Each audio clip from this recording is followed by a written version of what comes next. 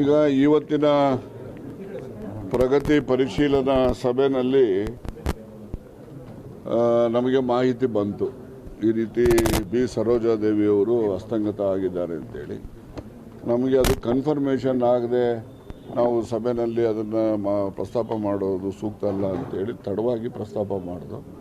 ಸಭೆಯ ಅಂತ್ಯದಲ್ಲಿ ಬಿ ಸರೋಜಾದೇವಿಯವರ ಆತ್ಮಕ್ಕೆ ಶಾಂತಿಯನ್ನು ಕೋರ್ತಕ್ಕಂಥದ್ದು, ಅದ್ರ ಜೊತೆಯಲ್ಲಿ ಅವರ ಆತ್ಮಕ್ಕೆ ಭಗವಂತ ಶಾಂತಿಯನ್ನು ಕೊಡಲಿ ಮತ್ತು ಅವರ ಕುಟುಂಬಕ್ಕೆ ಆ ಒಂದು ಅಗಲಿಕೆಯನ್ನು ಸಹಿಸ್ತಕ್ಕಂಥ ಶಕ್ತಿನೂ ಕೂಡ ಕೊಡಲಿ ಅಂತ ಹೇಳಿ ಆಶಿಸಿ ಎಲ್ಲರೂ ಕೂಡ ಒಂದು ನಿಮಿಷ ಮೌನ ಆಚರಿಸಿದ್ದಾರೆ. ಬಿ ಸರೋಜಾದೇವಿ ಅಂದರೆ ಒಂದು ಕಾಲದಲ್ಲಿ ಹೆಸರಾಂತ ನಟಿ ಮತ್ತು ಕನ್ನಡಕ್ಕೋಸ್ಕರ ಅವರ ಒಂದು ಮನೋಜ್ಞ ಅಭಿನಯ ಇದೆಯಲ್ಲ, ಈಗಿನ ಹೊಸ ಕಲಾವಿದರಿಗೆ ಅದೆಲ್ಲ ಒಂದು ಮಾರ್ಗದರ್ಶನ ಅಂತೇಳಿ ನಾನಾದರೂ ಕೂಡ ಅಂಥ ಒಬ್ಬರು ನಟಿಯಲ್ಲಿ ಅವರು ಆ ನಟನೆಯಲ್ಲಿ ತಲೀನ ಆಗ್ತಕ್ಕಂಥವ್ರು ನಾವು ನೋಡಿದ್ದು EMನೂ ಒಬ್ಬರು, ಜೊತೆಯಲ್ಲಿ ರಾಜ್ಕುಮಾರ್ ಅವರಂತೂ ಇದ್ದೇ ಬಿಡೋರು. ಭಕ್ತ ಕುಂಬಾರ ಮಾಡಿದ್ರೆ ಕುಂಬಾರನೇ ಆಗ್ಬಿಡೋರು ಅವರು.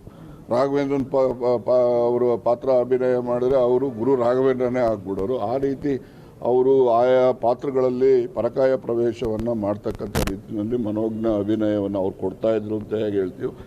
EMನೂ ಅಷ್ಟೇ, EMನೂ ಕೂಡ ಆ ರೀತಿಯಲ್ಲೇ ಹಳ್ಳಿಗಾಡಿನ ಜನರ ಒಂದು ಬದುಕಿಗೆ ಪೂರಕವಾದಂಥ ರೀತಿಯಲ್ಲಿ ಅಭಿನಯವನ್ನು ಮಾಡ್ತಾಯಿದ್ರು. ಅವ್ರಿಗೋಸ್ಕರ ನಾವು ಈ ದಿವಸ ಸಂತಾಪವನ್ನು ವ್ಯಕ್ತಪಡಿಸಿದ್ದೇವೆ ನಾವೆಲ್ಲರೂ ಸೇರಿ.